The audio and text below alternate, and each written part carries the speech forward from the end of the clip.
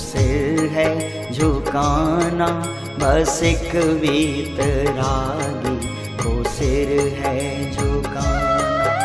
भले रूठ जाए ये सारा जमाना, नहीं रागियों की शरण में है जाना। बस एक वीतरागी को सिर है झुकाना, बस एक वीतरागी को सिर है झुकाना।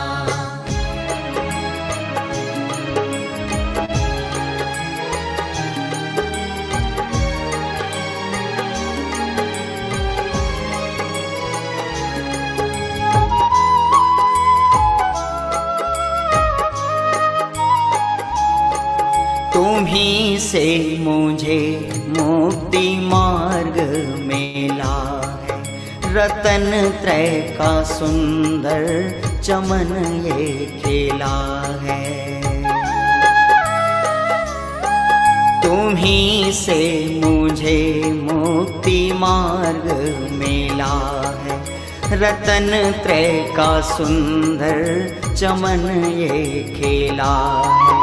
न तीर्थंकरों के,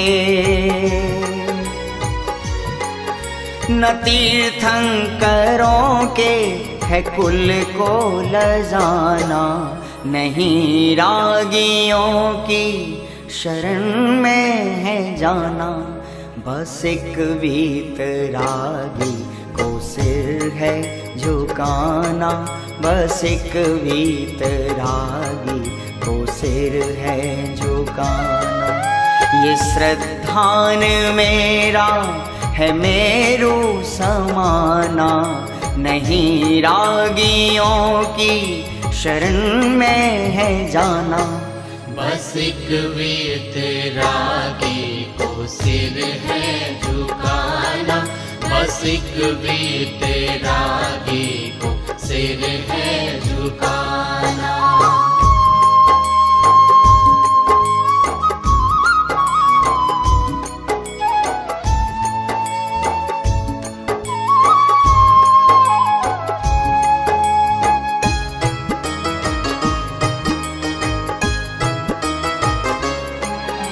मैं हूँ मात्र ज्ञायक ये अनुभव से जाना, तिहूँ लोक में बस उपादेय माना। मैं हूँ मात्र ज्ञायक ये अनुभव में जाना, तिहूँ लोक में बस उपादेय माना। ये गुरुओं का ऋण है, ये गुरुओं का ऋण है मुझे जो चुकाना, नहीं रागियों की शरण में है जाना। बस एक वीतरागी को सिर है झुकाना, बस एक वीतरागी को सिर है झुकाना।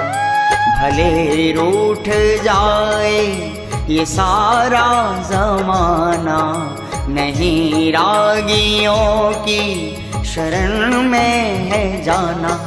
बस एक वीतरागी को सिर है झुकाना, बस एक वीतरागी को सिर है झुकाना।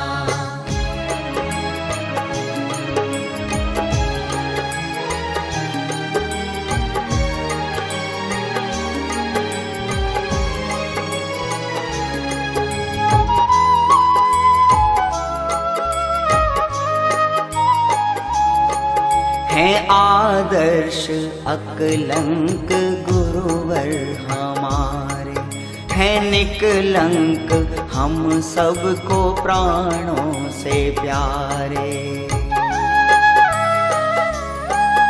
धर्म के लिए जिनने मस्तक कटाया, नहीं जैन कुल को उन्होंने लजाया।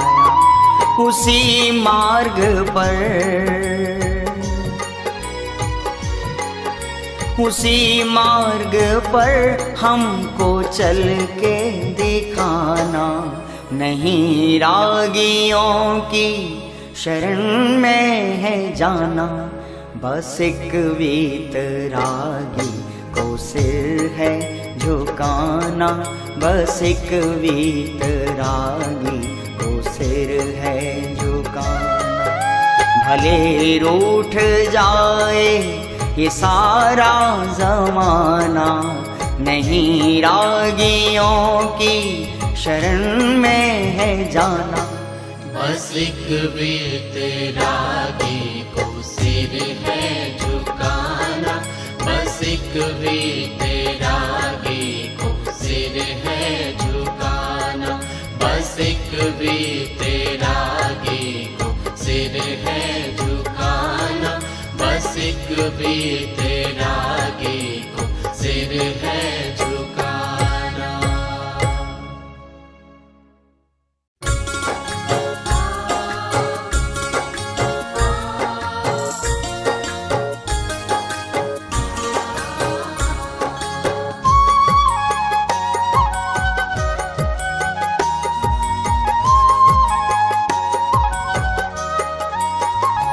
ज्ञान सम्यक मेरा हो गया, ज्ञान सम्यक मेरा हो गया। मिथ्या भ्रम का अंधेरा विलय हो गया। मिथ्या भ्रम का अंधेरा विलय हो गया। ज्ञान सम्यक मेरा हो गया, ज्ञान सम्यक मेरा हो गया।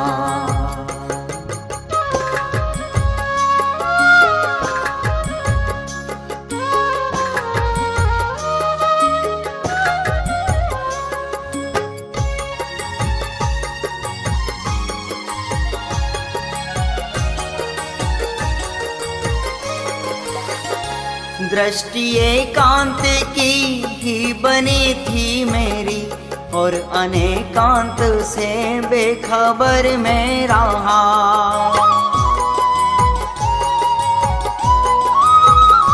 दृष्टि एकांत की ही बनी थी मेरी, और अनेकांत से बेखबर में रहा।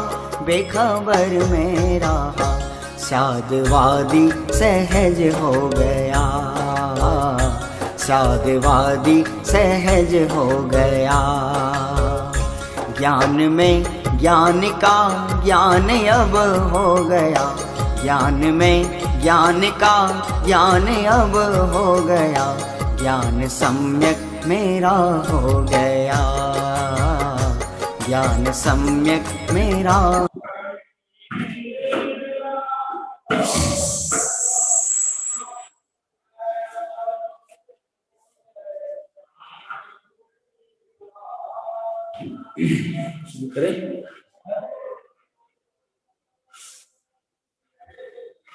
नमो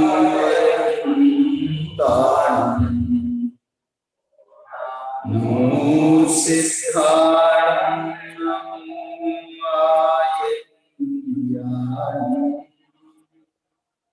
नमो वज्राय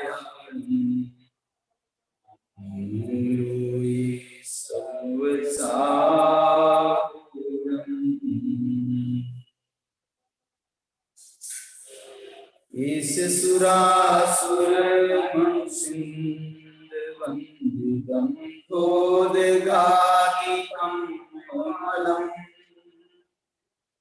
प्रणमामि वठमानं चित्तं धम्मस्य कर्तारम्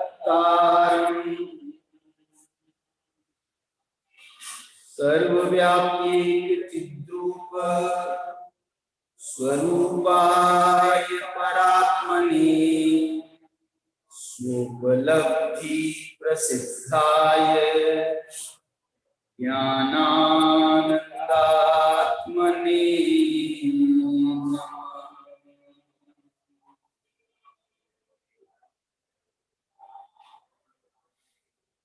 दो 243 और 244 गाथा। प्रवचन सार की का पाठ करते हैं। मुज्झति वा रज्जति वा दुस्सदि वा तव्वमन्नमासिच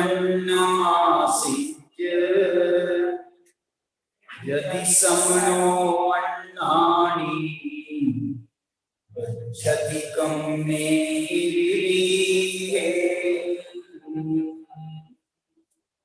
अट्ठेषु जोनमुज्झति नहि रज्जति नेव दोषमुभयादि समनो जदि सोनियगम् कवेदि कम्माणि गिरीधानि।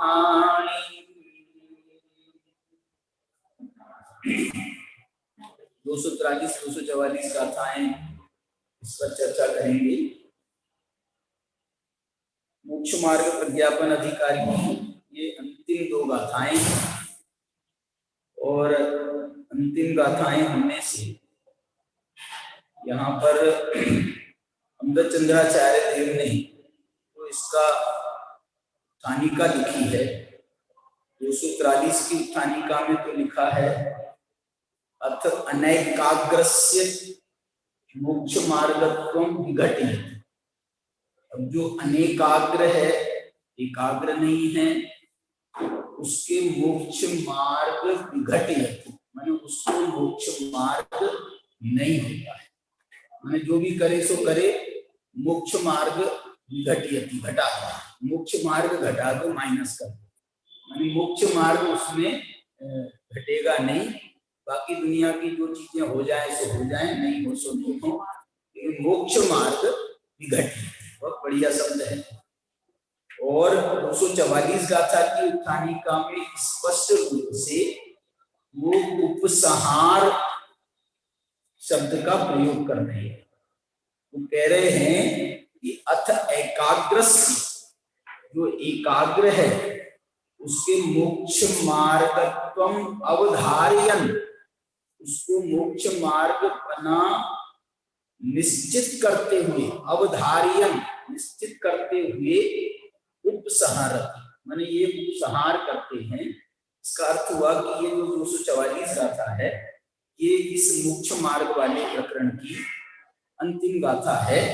इस प्रकार से ये अपना प्रकरण जो है मोक्ष मार्ग का वो पूरा हुआ। इसके पहले जो कलश लिखा है वो कलश पिछली गाथा जो थी ना 242 का था, उसके ऊपर वो कलश लिखा गया, 16वां कलश।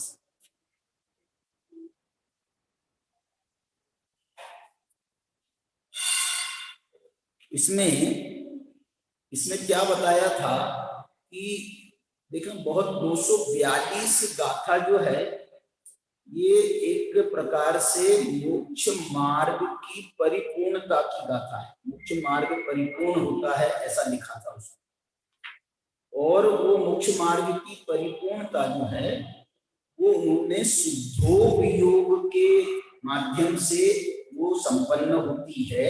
वो क्या बोलना चाहिए, मोक्ष मार्ग की परिपूर्णता। और ये जो बाद का ये जो प्रकरण है ना 243 और 44 है, तो उपसंहार का एक प्रकार से प्रकरण है, और इसमें उन्होंने उसका उपसंहार ऐसे किया है। इस प्रकार ये सिद्ध हुआ कि अनेकाग्रता से मोक्ष मार्ग नहीं होता है और एकाग्र होने से ही मोक्ष मार्ग होता है। इसलिए ये तो उपसंहार की गाथा है। वास्तव में तो जो मोक्ष मार्ग की परिपूर्णता की गाथा है वो 242 गाथा, माने उसमें मोक्ष मार्ग की बात तो उपसंहार है, तो उन्होंने उसका एक संक्षेप कथन कर दिया। लेकिन असली बात जो असली घटना घटी है वो मोक्ष मार्ग की परिपूर्णता इसलिए मैं कहना चाह रहा हूं कि आप इसका जो ये कलश, अपन ने कल थोड़ा सा पढ़ा था इस कलश को भी, लेकिन बाकी पूरी चर्चा नहीं हो पाई थी। ये कलश में उन्होंने वो बात बहुत स्पष्टता से लिखी है कि मोक्ष मार्ग यहाँ पर परिपूर्ण क्यों होता है। क्यों क्योंकि मोक्ष मार्ग की परिपूर्णता में जो परमात्मा दशा उत्पन्न होती है, जो वीतरागता उत्पन्न होती है, वो वीतरागता की चर्चा 243-44 में भी है। जो सर्वज्ञता प्रकट होती है, वो सर्वज्ञता की जो है तरफ इशारा ये कलश में दिया, 16वें कलश में उन्होंने वो इशारा दिया है कि देखो इससे ये सिद्ध होता है, इससे ये काम होता है। एक बात और मैं बताना भूल रहा हूं, 2-3 दिन से बताना चाहता हूं कि यहाँ पर जो आचार्य भगवान ने बारंबार कम से कम 10 जगह उन्होंने जो ये बात लिखी है ना, आगम ज्ञान, तत्वार्थ, श्रद्धान और संयतत्व, उसमें उनकी युगपत्ता जो सिद्ध कर रहे हैं, उनकी एकता सिद्ध कर रहे हैं, उनकी एकाग्रता भी सिद्ध कर रहे हैं।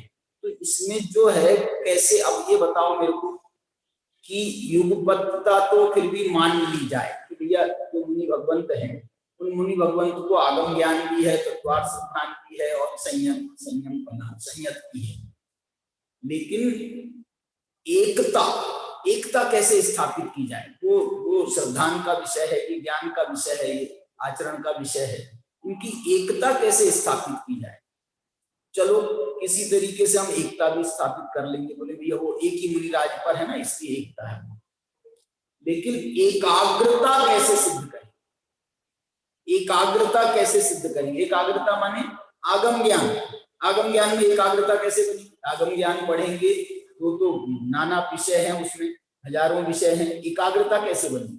तत्वार्थ श्रद्धान भी करेंगे तो 9 तत्व हैं, 7 तत्व हैं, तो उनका श्रद्धान करने से एकाग्रता नहीं बनेगी। संयम में अब उसके 28 गुण आदि भेद हैं, 13 प्रकार का चारित्र है, उसमें हम जब लीन होंगे, उसमें उसका पालन करेंगे तो एकाग्रता कैसे बनेगी? ये तो सब विकल्पात्मक है ना, ये तो विकल्पात्मक है, तो एकाग्रता कैसे बनेगी? उसके जो संकेत बारंबार, और मालूम इसको मैं ये कहना चाह रहा हूं कि ये जो बात कही जा रही है ना, आगम ज्ञान, तत्वार्थ, श्रद्धान, संयम, इसको गुरुदेव ऐसा कह रहे हैं। और यहाँ पर जो 242 गाथा में तो सीधे उन्होंने दर्शन ज्ञान चारित्र लिख दिया था, गाथा में सम्यक दर्शन ज्ञान चारित्र, दंसन्नान चरित्रेषु। तो गुरुदेव ये कह रहे हैं कि ये कोई व्यवहार सम्यक दर्शन की बात नहीं, ये निश्चय सम्यक दर्शन की बात।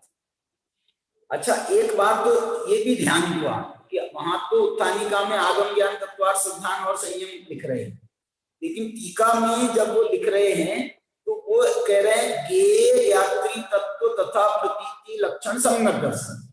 ये ज्ञाता का जैसा स्वरूप है उनकी वैसी ही प्रतीति करना, इसका नाम सम्यक दर्शन। ज्ञेय ज्ञायक का जैसा स्वरूप है उसकी वैसा ही अनुभव करना, इसका नाम सम्यक ज्ञान।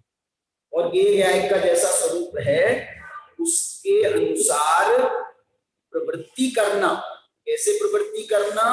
क्योंकि जो विपरीत प्रवृत्ति है, क्रियांतर बोलते हैं उसको। विपरीत प्रवृत्ति माने उससे हट करके जो क्रियाएं, उन क्रियाओं की निवृत्ति उन क्रियाओं की निवृत्ति और अपने ज्ञाता दृष्टा स्वभाव में प्रवृत्ति जोड़ा है ना, निवृत्ति और प्रवृत्ति का। तो इसमें तो निवृत्ति है और इसमें प्रवृत्ति है। प्रवृत्ति को यहाँ पर वृत्ति शब्द लिखा है, तो ये वृत्ति लक्षण चारित्र पर्याय, चारित्र पर्याय इसका नाम। अब इसमें मेरा एकमात्र आपको ये सिद्ध करने का भाव है कि इसमें एकाग्रता कहाँ?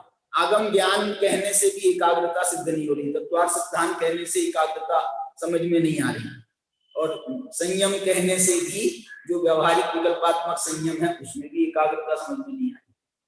इन्होंने अमृत चंद्राचार्य ने समझ लो थोड़ा सा और उसको इस पर थोड़ा सा उन्होंने उसमें डाला। क्या किया उन्होंने? ज्ञेय माने उनने मालूम क्या किया? एकता स्थापित करी। कैसे एकता स्थापित करी? उनने आगम ज्ञान में से भी ज्ञेय ज्ञायक निकाला, तत्वार्थ श्रद्धान में से भी ज्ञेय ज्ञायक निकाला, और संयम में से भी ज्ञेय ज्ञायक की प्रवृत्ति निकाली। इससे क्या सिद्ध हुआ मालूम? दोनों की एक भाषा पर ले आए, तीनों अभी भाषा भी सबकी अलग अलग थी। वो तो तत्वार्थ का श्रद्धान कर रहा था, वो आगम का ज्ञान कर रहा था, वो संयम पालन कर रहा था। लेकिन इन्होंने कहा कि नहीं, इनकी तीनों की एकता है। क्या एकता है? कि गेय गायक की प्रतीति कर रहा है, वो भी गेय गायक का ज्ञान कर रहा है, वो भी गेय गायक का में आचरण कर रहा है। ये एकता है। अब एकता हो गई, एकता हो गई। अब एकाग्रता कहां से निकलेगी? एकाग्रता और अगली स्टेप है, जैसे अपन बता रहे हैं एकता के बाद में एकाग्रता और अगली स्टेप है। एकाग्रता कैसे निकलेगी? तो देखो, एकाग्रता इसमें से कैसे निकलती है कि सर्व आगम का यदि कोई उद्देश्य है, प्रयोजन है, तो सर्व आगम का, सर्व आगम ज्ञान का यही प्रयोजन है कि तुम अपनी शुद्धात्मा में लीन हो। आगम जो है ये चिल्ला चिल्ला करके कह रहा है कि तुम अपनी आत्मा में, शुद्धात्मा में आश्रय करो, उसमें लीन हो। ये आगम ज्ञान में से एकाग्रता निकली। पढ़ने में हमको लग रहा है आगम ज्ञान में कहाँ एकाग्रता है, आगम में ज्ञान में कहाँ एकाग्रता है। अब जैसे कोई कहे कि भगवान जो है, तुम कह रहे हो साहब भगवान को देखो तो तुम्हारे को सम्यक दर्शन की प्राप्ति होगी। अरे सम्यक दर्शन तो आत्मा के दर्शन से होता है। तो बोले नहीं, तुम भगवान को देखो ना तो तुमको आत्मा का दर्शन भी हो जाए। भगवान को देखेंगे तो आत्मा का दर्शन कैसे हो जाए? बोलो कैसे हो जाए? बोलो चित्रा, भगवान को देखने से आत्मा का दर्शन कैसे? हाँ, अरे क्या बहुत बढ़िया। अरे कल उसने श्रद्धा ने कमाल किया था, आज चित्रा ने कमाल किया। मैं यही बताना चाह रहा था कि भगवान को देखने से, भगवान को देखना, आप देख रहे हो भगवान का, हम भगवान को देख रहे हैं। हम भगवान को नहीं देख रहे, हम भगवान को ये देख रहे हैं, भगवान को देख करके कि भगवान क्या देख रहे हैं, भगवान कहाँ देख रहे हैं। तो भगवान जहां देख रहे हैं वहां पर हम भी देखेंगे ना। कुंद ने तो लिखा ऐसा बहुत बढ़िया, कुंदाचार्य की गाथा है, अरुहा सिद्धाय लिया उठाया साहु पंच परमेति देव चिट्ठही आदे। मैंने हमने पांचों परमेष्ठियों को देखा तो पांचों परमेष्ठि जो है देव चिट्ठही आदे। एक बात बताऊं मैं आपको, हमारे जैन धर्म में कहें अथवा दिगंबर विशेष धर्म में कहें, हमारे यहाँ जो पंच परमेष्ठि की मुद्राएं हैं, मुद्राएं विशेष कह रहा हूं, मुद्रा शब्द किसको कहते हैं मालूम? मुद्रा कहते हैं चिन्ह। तो हमारे यहाँ पर जो इनकी मुद्राएं है ना, वो बिल्कुल ऐसी ध्यानावस्था की मुद्राएं मान्य की गई। ध्यानावस्था की मुद्राएं किनकी? अरंत सिद्ध की नहीं, आचार्य उपाध्याय साधु की। वो उनकी भी यही मुद्रा हमको दर्शनीय लगती है, यही मुद्रा हमको मोहित करती है, और यही मुद्रा उनकी वास्तविक मुद्रा है। आप उनको चलते हुए दिखाते हो, आप उनको आहार करते हुए दिखाते हो, आप उनको सोते हुए दिखाते हो, अथवा आप जो भी मुद्राओं में आप उनको दिखाते हो, वास्तविकता में ये मुद्राएं दर्शनीय नहीं, दर्शनीय। और यदि वैसे आप प्रैक्टिकल में देख भी प्रत्यक्ष में, लेकिन जैसे फोटो हम खींचते हैं ना, फोटो, या जैसे हम स्थापनाएं करते हैं, फोटो खींचते हैं, तो ये फोटो में विशेष रूप से ये मुद्राएं जो है ना, वो जो मुद्रा है सामायिक की मुद्रा में पांचों परमेष्ठि, ये मुद्रा वास्तव में प्रचारित करने योग्य। ये मुद्रा जो है ना, खाते हुए की मुद्रा, चलते हुए की मुद्रा, अब बात कर रहे हैं की मुद्रा। जैसे अब एक फोटो और मैंने देखा, वो बहुत खराब फोटो लगता है मुझे, दो मुनिराज गले मिल रहे हैं, हद हो गई हैं? बहुत खराब है, ठीक क्या नहीं? मैं ये कहना चाह रहा हूं कि ये जो है ना, ऐसी ये मुद्रा, यही मुद्रा है हमारे यहाँ पर पंच परमेष्ठि की मुद्रा जो है। आपको वो शिक्षा देनी चाहिए ना, ते बिहु चिट्ठही आदि, पांचों परमेष्ठि के लिए लिख रहे हैं वो। अरुहा सिद्धाय रिया ओझाया साहु पंच परमेष्टि, पांचों परमेष्टि के लिए लिख रहे हैं। ऐसा दो दो के लिए अकेले नहीं लिख रहे, या जो जाना भी अरहंतम में तो अकेले अरहंत के लिए लिखा, लेकिन यहाँ पर तो पांचों परमेष्टि के लिए लिख रहे हैं। यही कुंद कुंदाचार्य यहाँ 80 गाथा में उन्होंने अकेले अरहंत को लिखा, तो पांचों परमेष्टि के लिए नियम कहा कि अष्टपाहुर की गाथा ऐसा है, ये मोक्ष पाहुर की गाथा है, हैं? हाँ 103-4 वाली सही, 104-5 नंबर की गाथा है। तो ये जो है ना, ये गाथाएं, और दूसरी गाथा कौन सी है मालूम? दूसरी गाथा है सम्मत्तम सन्नानम सच्चरितम चु सत्तवम चेव तेविहु चिट्ठई आदि। सम्यक दर्शन, सम्यक ज्ञान, सम्यक चारित्र या सम्यक तप, ये देखो, ये मालूम काय की है, ये गाथाएं काय, ये क्या है? काय के भेद हैं, ये रत्नत्रय के भेद नहीं है, ये आराधना के भेद, आराधना में दम है। क्या दम है आराधना में? आराधना कह रही है कि इनकी आराधना करो, 4 प्रकार से आराधना करो, 4 प्रकार से आराधना करो। 4 प्रकार से आराधना किनकी करो? 4 प्रकार से आराधना किनकी करो? बोले 4 प्रकार से आराधना तुम अपनी आत्मा की करोगे ना, तो ये सम्यक दर्शन की आराधना कहलाएगी, ये सम्यक ज्ञान की आराधना कहलाएगी, ये सम्यक चारित्र की ये सब जो है, इसमें मैं ये कह रहा हूं कि उसमें से निकलना चाहिए, वो निकलना चाहिए। हमने अरहंत को देखा, तो अरहंत को देख करके हमको अरहंत को देखना, ये तो औपचारिकता है। अरहंत को देख करके हमको ये देखना है कि अरहंत क्या किसे देख रहे। जिनवाणी पढ़ना ये तो औपचारिकता है, एक जिनवाणी पढ़ करके हमको ये ग्रहण करने वाली बात है ना कि भाई इसमें हमको क्या सीखने मिलता है, इससे हमको क्या सीखने मिलता है, ये समझना है। जिनवाणी पढ़ करके कि सिर्फ रट्टा मार लेना है, या बस पढ़ डालना है, या बस खाना पूर्ति करना है। क्यों खाना पूर्ति करना? बोले भाई हमने तो नियम लिया है हमने, तो नियम ऐसे नहीं है। इसलिए आगम ज्ञान भी, क्या बोल रहा हूं मैं, ये तीनों अनेकाग्रता के प्रतीक हैं। आगम ज्ञान, तत्वार्थ, श्रद्धान, संयम अनेकाग्र के प्रतीक है। अनेकाग्र के माने इसमें एकाग्रता कहाँ आ रही है? आगम ज्ञान पढ़ेंगे तो एकाग्र कहाँ होंगे? तत्वार्थों का श्रद्धान करेंगे तो एकाग्र कहाँ होंगे? तो अब 13 प्रकार का चारित्र पालेंगे, 28 गुणों का पालन करेंगे तो एकाग्र कहाँ होंगे? वो ये कह रहे हैं ना तुम समझ नहीं रहे। होंगे एकाग्र, इसको आगम ज्ञान करके एकाग्र होंगे। क्यों? कैसे हो जाएंगे भैया? ऐसे हो जाएंगे क्योंकि आगम तुमको कदम कदम पर एकाग्र होने की शिक्षा देगा।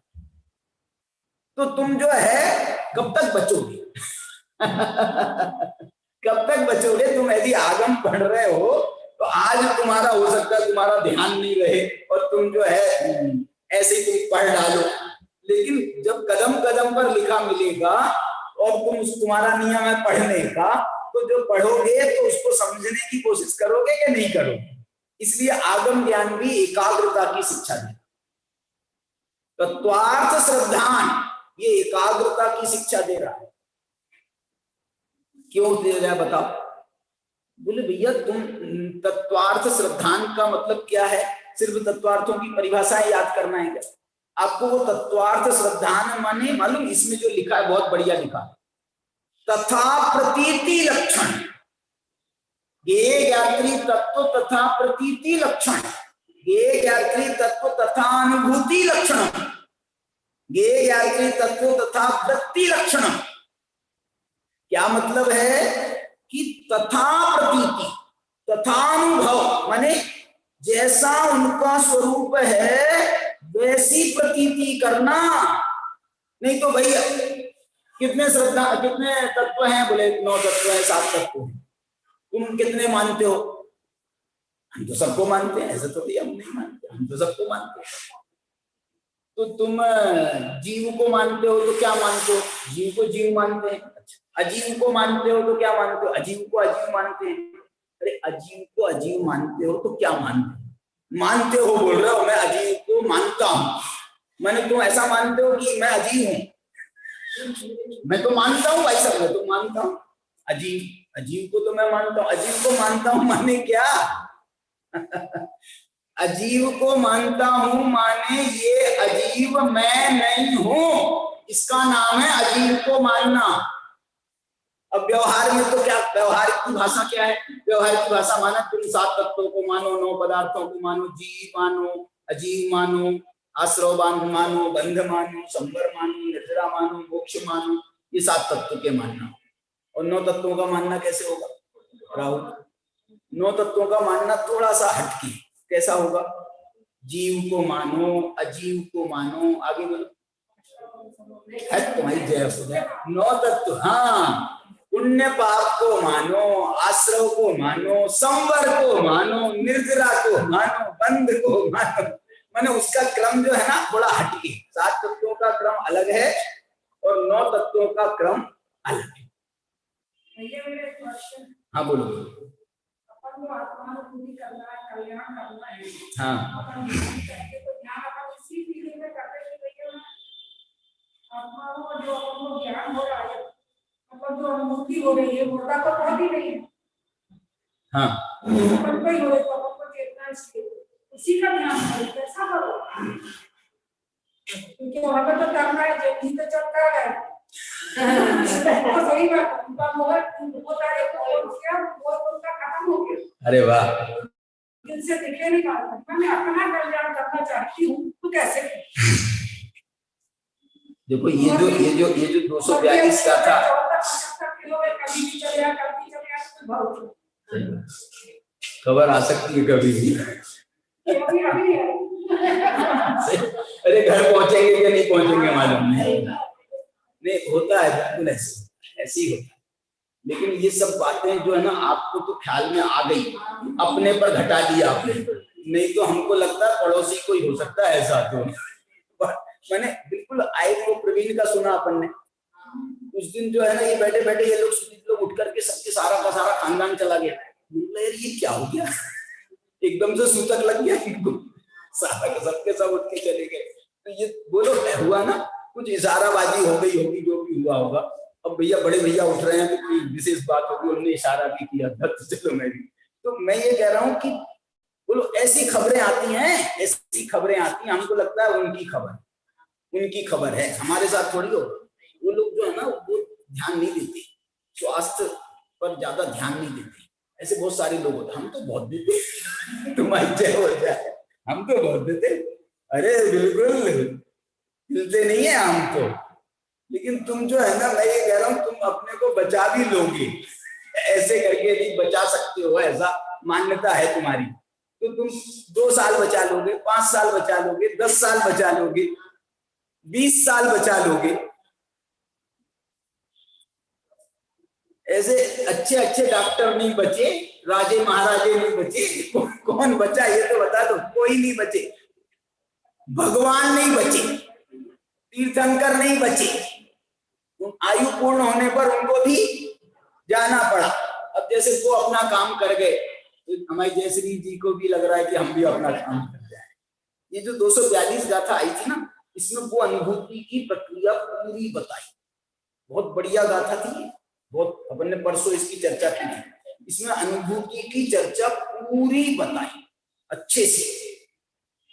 मतलब आपको जो है यदि फिर से सुनना हो ना तो वो YouTube पे पड़ा है, पर सुन। माने ये जो है ना बहुत सुंदर है और बहुत बढ़िया बात आई थी। और खासकर उन्होंने जब उसकी बात करी थी ना, क्या बोलते हैं, देखो 3-4 ऐसे शब्द दिए थे।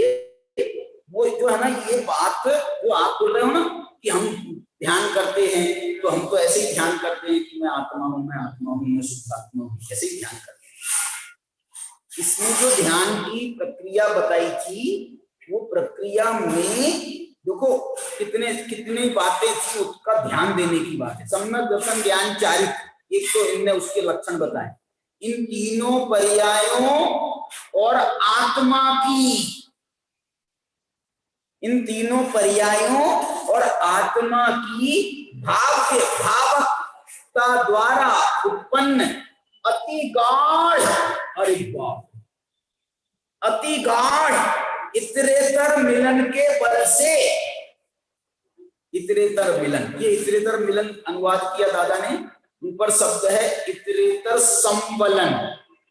इस संबलन में थोड़ा और संवेदना पूर्वक जो होता है ना, उसका नाम संबलन, संवेदना पूर्वक। मिलन तो जो है शारीरिक है, यहाँ पर जो है ना सम क्या है, संविलन क्या है, संवलन, वलन, संवलन शब्द है।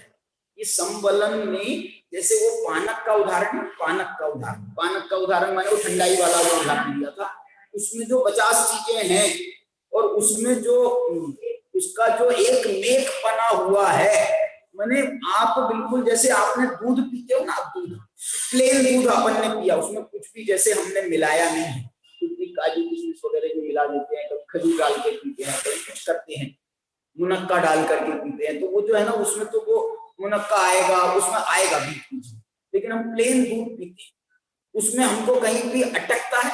बोलो अच्छा दूध हो तो जो है ना हमको गड़गड़ गड़गड़ गड़गड़, गर्म हो तो थोड़ा सा चुस्कियां लेना पड़ता है।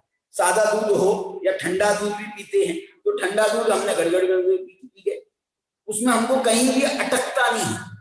क्यों नहीं अटकता है? क्योंकि उसमें कोई चीज जली नहीं, कोई चीज जली नहीं है, वो प्योर है।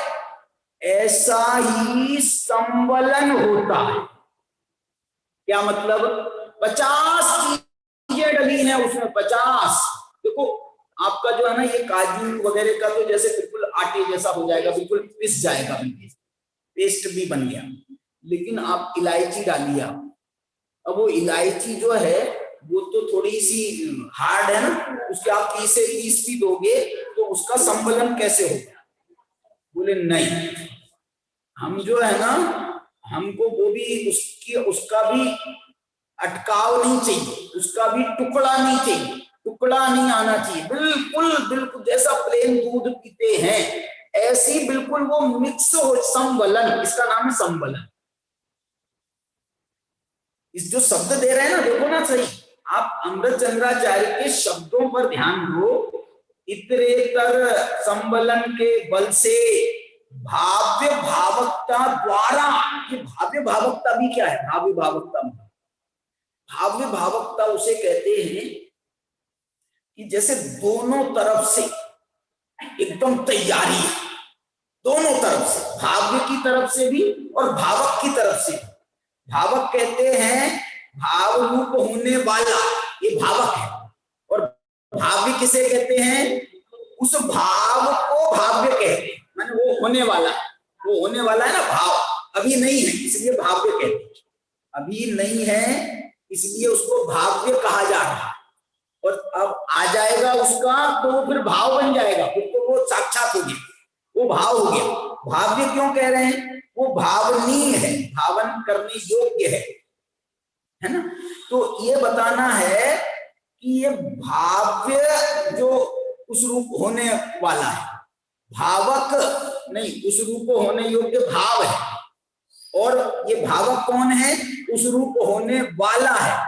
देखना, मैं ये कह रहा हूं इन दोनों की एक बहुत पराकाष्ठा पर जब इनकी परिणति एक मेक होती है, एक मेक परिणति, भाव्य भावक भाव।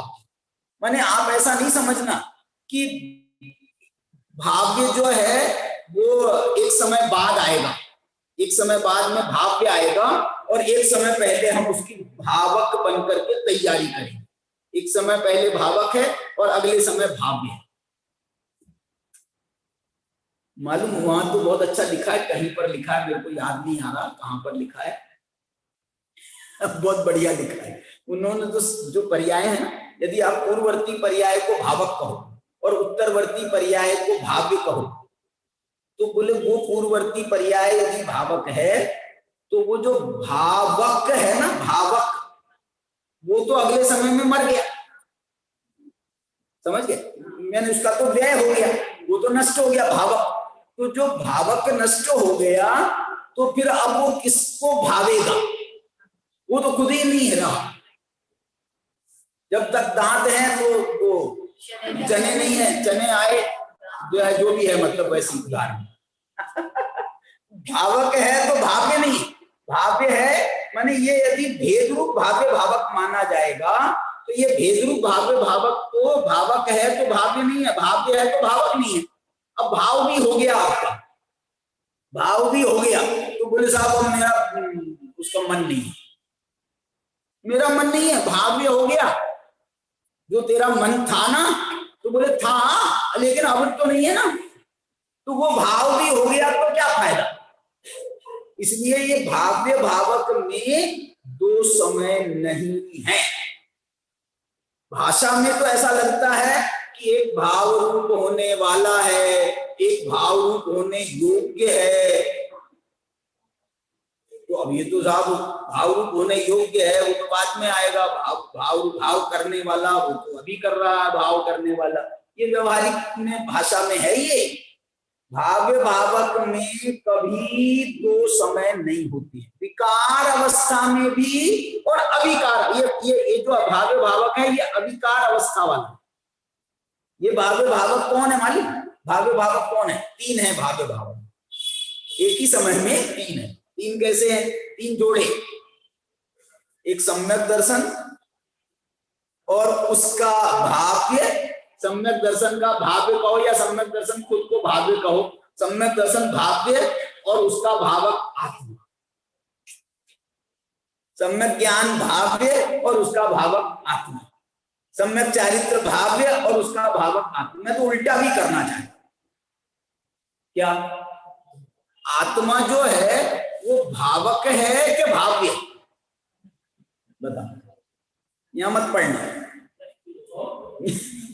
क्योंकि शास्त्र में तो भावक जो है ना आत्मा को कहा है और भाव्य कहा है वो पर्याय।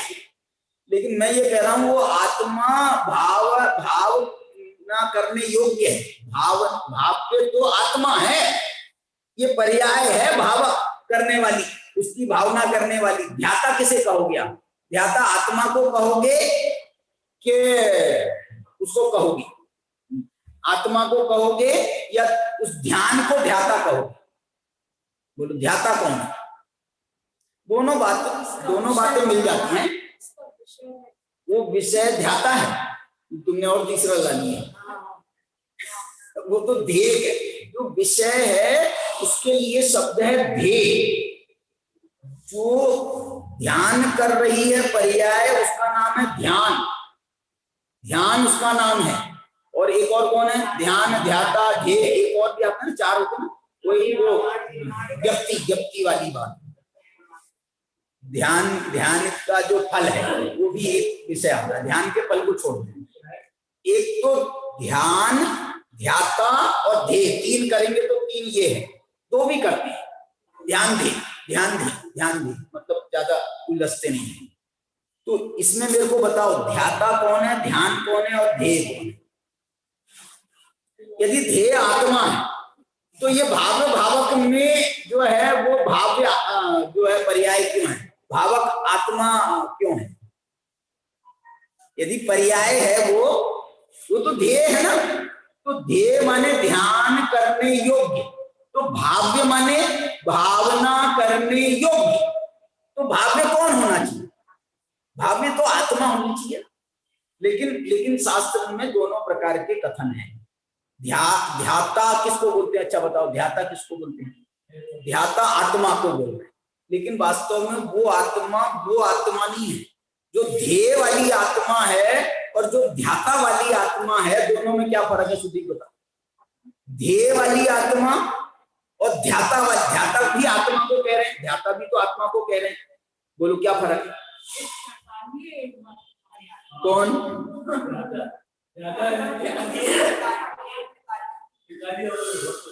वर्तमान माने पर्याय नहीं, वो पर्याय का नाम तो ध्यान है, उसका पर्याय का नाम तो ध्यान है। मैं ध्याता कह रहा हूं। लोग, मैं भी इसकी भाषा बोलने वाला हूं। मैं तो ध्याता कह रहा हूं। ध्याता वो जो ध्यान पर्याय से उस समय तन्मय है, तात्कालिक जो आत्मा है, उस ध्यान के समय ध्यान करने वाली जो आत्मा है, वो त्रिकाली ध्येय वाली आत्मा नहीं, ध्येय वाली आत्मा नहीं। तो ऐसा तो हम ध्यान और ध्येय, ध्यान और ध्याता में जो अंतर करते हैं, वो भाव्य भावक में अंतर किया जाए तो कोई दिक्कत नहीं। भाव्य माने पर्याय और भावक माने उसी समय का वो भावक, भावना करने वाला। यदि इसको ऐसा द्रव्य पर्याय का भेद करें तो चलेगा, लेकिन हम कहें कि साहब वो जो ध्येय है वो भावक है,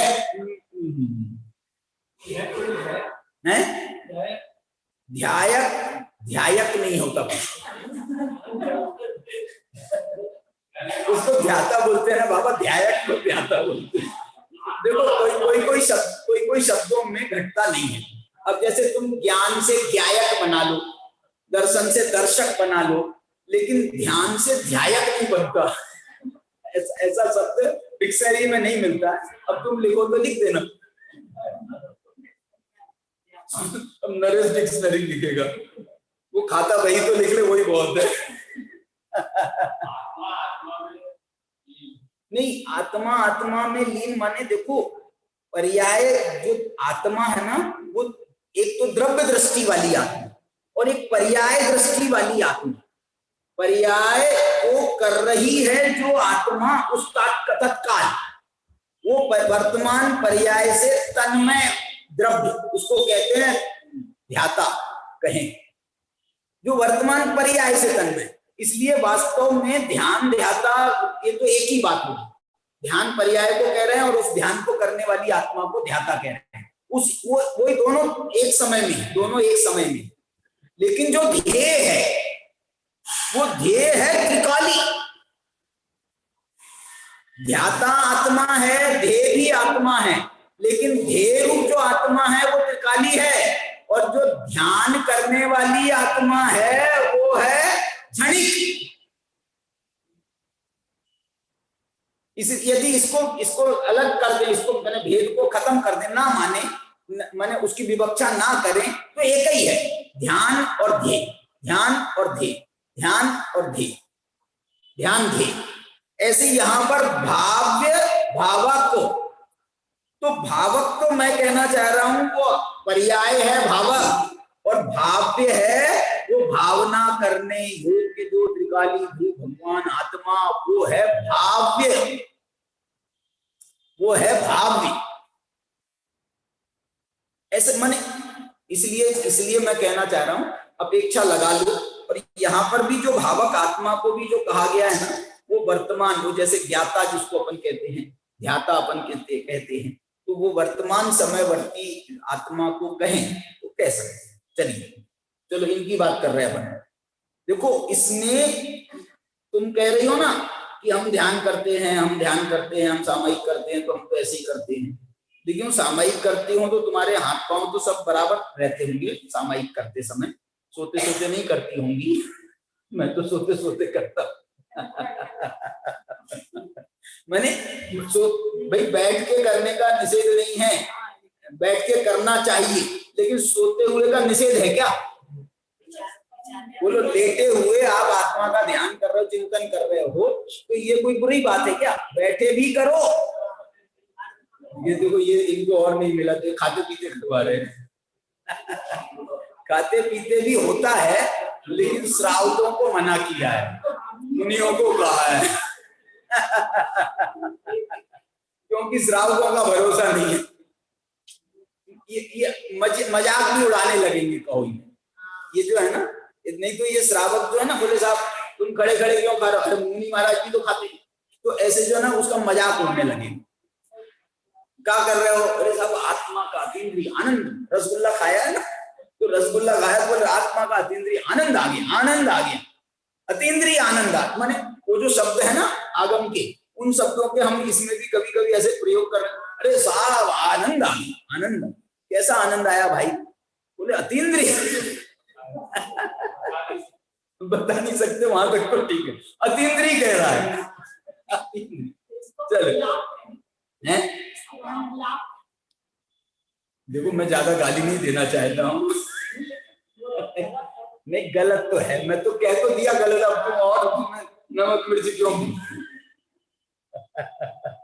गलत तो है, गलत तो है, लेकिन कभी कभी जो है ना एक ऐसा होता है, उपमा अलंकार होता, उपमा अलंकार मैंने वास्तविकता में नहीं कह रहे हम, लेकिन उपमा अलंकार में जैसे वो कहा जाता है ना, आप जैसे अपने आत्मा के अतीन्द्रिय आनंद को समझाने के लिए जैसे हम उसके उदाहरण देते हैं, लौकिक उदाहरण देते हैं, ऐसे ही कभी कभी लौकिक बात को समझाने के लिए अलौकिक बातों के उदाहरण देते हैं। ऐसा ऐसा उल्टा हो जाता है, उल्टा भी होता है। बोले तुमको क्या और ये मैं नहीं कह रहा, ये बात कई जगह आगम में, पूजाओं में, सिद्ध चक्र विधान में, कई जगह इन बातों के लिए, जैसे ये बता रहे ना हम कि साहब ये जल कैसा है, ये जल कैसा है, बोले जैसा निर्मल मेरा स्वरूप है ना, पूजा में निर्मल,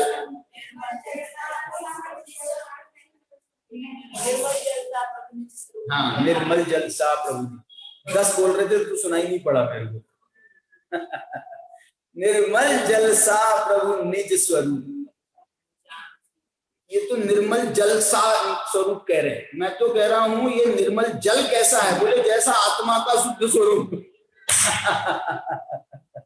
आत्मा के शुद्ध स्वरूप के समान ये मैं ऐसा निर्मल जल भगवान आपको चढ़ाने के लिए लाया हूं कि मानो आत्मा इसमें झलक रहा है, मानो आत्मा के समान है ये निर्मल जल, जैसा आत्मा निर्मल है ऐसा अत्यंत शुचि, मतलब एक उदाहरण की बातें होती है। चलिए, तो यहाँ पर ये मैं ये कह रहा हूं अनुभूति में ये शामिल होना चाहिए ये सब चीज, तब तो उसका जो है उसका लेवल बढ़ता है। नहीं तो हम सामायिक कर रहे हैं, तो ये जो है हमारी वो खाना पूर्ति वाली सामायिक तो है, कोई दिक्कत नहीं है, करते हैं, करना उसमें उसका भी निषेध नहीं है, लेकिन इसमें थोड़ा सा रस परिपाक होना चाहिए। इसमें जो है तुम जैसे वो दूध पी रहे हो, लेकिन यदि थोड़ा सा मलाई भी डली हो, नहीं अरे डॉक्टर जब मना करे उसकी बात में मत पीना, पहले तो पी सकते हैं, तुम तो उसकी वजह मैं तो चाय पीता था मलाई डाल करके, अब वो मलाई देखने नहीं मिलती है, देखने वो पहले ही हाथ दूध में से पहले ही निकाल, नहीं तो इनका मन ना चल जाए, वो पहले ही निकाल ली जाती है। मतलब वो जो उसका एक उसमें वो जैसे ऊपर की चीजें होती है ना, उससे उसके स्वाद बढ़ जाते हैं। ऐसे ही हमारी ये सामायिक में जैसे पूजा कर रहे हैं, हम तो कह रहे हैं पूजा कर रहे हैं, मैं कह रहा हूं पूजा कैसी करना चाहिए बताओ, अपन लोगों को कैसी पूजा करना चाहिए, उदाहरण बताओ, अपन लोगों में से ही उदाहरण बताओ। ये रमेश जी जैसी पूजा करना चाहिए। नहीं अलग नहीं, आप सुनोगे वो ये रहते हैं और वो अपने भैया रस्सी वाले भैया, वो दो रहते हैं और इनकी वो तुम्हारी पूजा 15 मिनट में होती है, इनकी पूजा आधा घंटे में होती है। याद तो छूट जान देना, वो प्रवचन ही तो चल रहा था वहां पर भी, छूट जान दो, कोई बात नहीं है, छूट जान दो। मतलब उसमें जो रस लेकर के जो उसमें काम होता है, तो हमको भी लगता है, हम कहते हैं आज पूजा में बहुत मजा, आज पूजा में बहुत मजा है। क्यों मजा है? जब उसका अर्थ बताया गया, उसमें से रस परिपाक हुआ, तो असली आनंद तो वो रस परिपाक का है, ये क्रियाओं का आनंद है कहाँ? इसलिए उसमें ये डलना चाहिए। मैं तो ये कह रहा हूँ सामायिक में आपका ये भाव्य भावक भाव मिल जाए, इतरेतर संबलन हो जाए, इतरेतर संबलन हो जाए। और कैसा संबलन? अति गाढ़, भूल जाए हम ना रहे, तुम ना रहो। वाह, क्या बोल रहे? हम ना रहे, तुम ना रहो। भाव्य भावक, कौन भाव्य है कौन भावक है पता ही नहीं चल रहा, कौन भाव्य है कौन भावक है। वो द्रव्य भावक है कि पर्याय भावक है? बोले जब तक ये भेद रहेगा तब तक के वो अति गाढ़ इतरेतर संबलन नहीं होगा। संबलन बहुत अच्छा। और क्या होना चाहिए? और मालूम, और बताएं। संबलन बलाद अंगांगी भावेन, अंगांगी भाव होना चाहिए। अंगांगी, अंगांगी भाव का भी वही अर्थ है, मतलब वो उसका देखना। अंगांगी भाव में आप इसका ये अर्थ निकालो कि जैसे हम सामायिक कर रहे हैं तो बोले ये सामायिक जो है ना, ये स्थूल है ना, अंगी है, माने उस क्रिया का एक आधार है, अंगी है। लेकिन अंग के बिना अंगी का क्या मतलब है? तो सामायिक के भाव के बिना इस सामायिक की क्रिया का क्या मतलब है? मतलब वो उसके साथ में वो ये पूजा के भाव के बिना, भाव पूजा के बिना द्रव्य पूजा का क्या सार्थकता है? भाव सामायिक के बिना वो द्रव्य सामायिक का क्या मतलब है? ये जो है ना, ये उसमें ये डाला जाए तो उसका आनंद क्या बात है। देखो, अति गाढ़ अंगांगी भाव से परिणत आत्मा के, और आगे सुनो, आत्मा के आत्मनिष्ठता होने पर कितने, मतलब उनने कितने शब्द डाल करके उसकी जो है परिपूर्णता स्थापित करी। और ये परिपूर्णता इसलिए हो रही है, इसीलिए इसमें परिपूर्णता हो रही है। और ये परिपूर्णता मालूम कहाँ ले जा रही है? ये परिपूर्णता कहाँ ले जा रही है मालूम? ये बात को परिपूर्णता कहाँ ले जाती है, ये बात टीका में नहीं मिलेगी आपको, उसके कलश में मिलेगी। कहाँ ले जाती है मालूम? देखो मैं बता रहा हूं,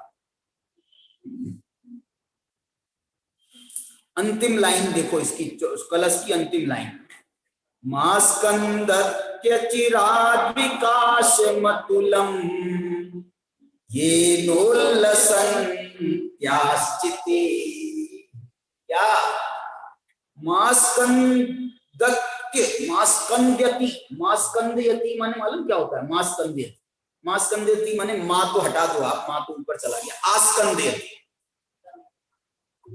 माने जैसे वो स्कंध बनता है ना, स्कंध, स्कंध, ऐसा ये स्कंदयति माने ऐसा ठोस हो जाता है, बिल्कुल मास्कंद्यति, ऐसा ठोस हो जाता है।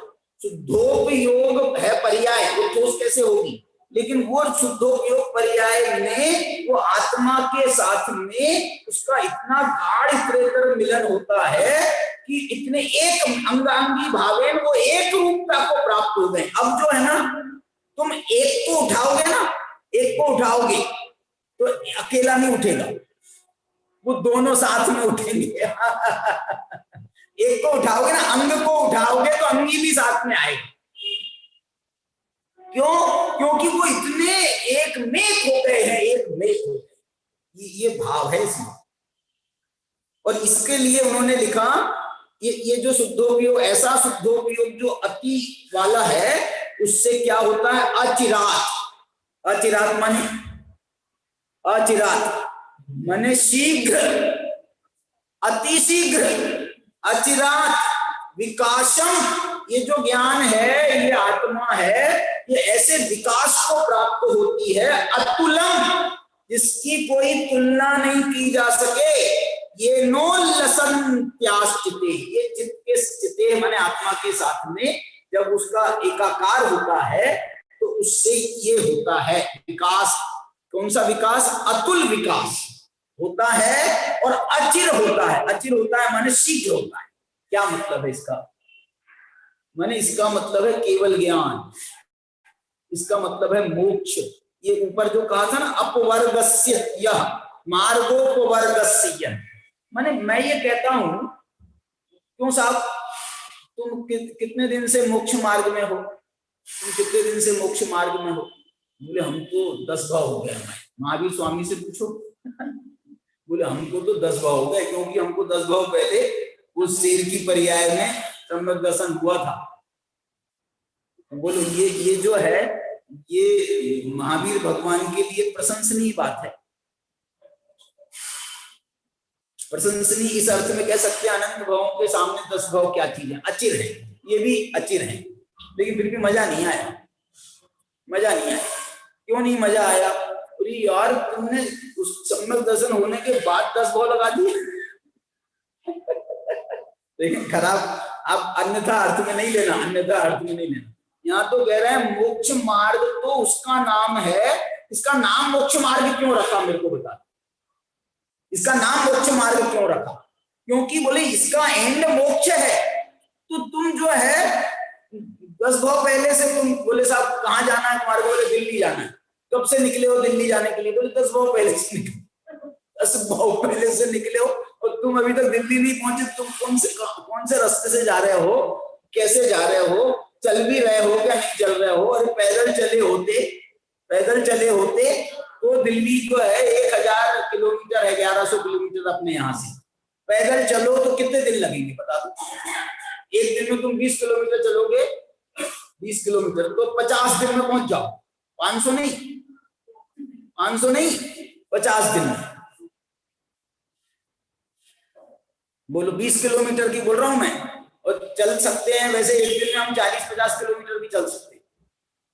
तो 20 ही दिन में पहुंच जाओ। 20 किलोमीटर चलोगे तो 50 दिन में, और 50 किलोमीटर चलोगे तो 20 दिन में। वाइस वर्सा है।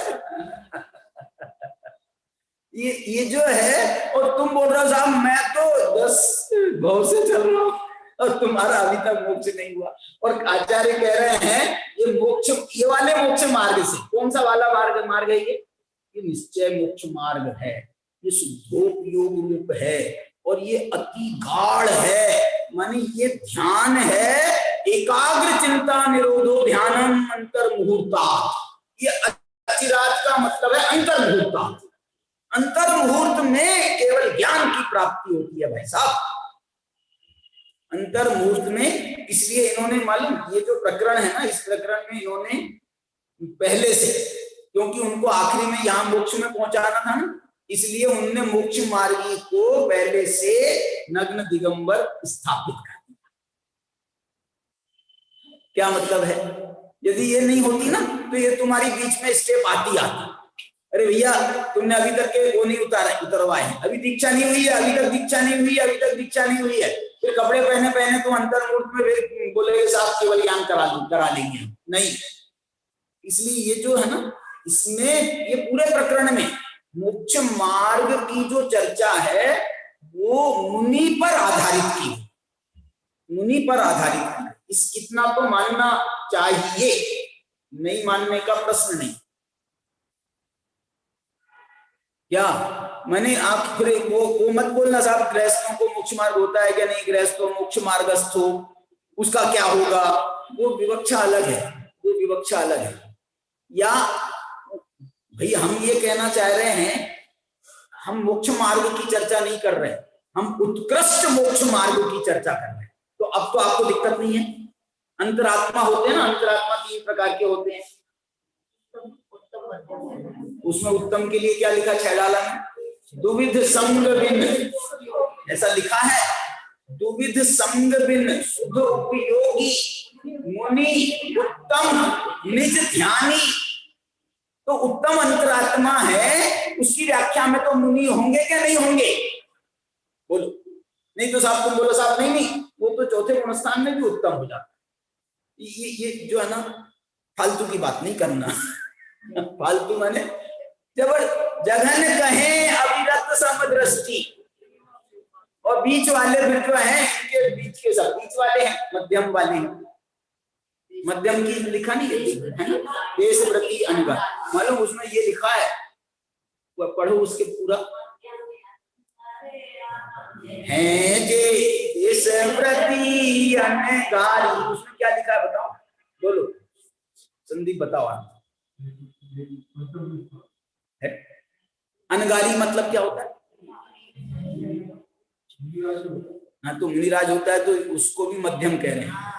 मध्यम अंतर आत्म है जे देश व्रति अनगारी।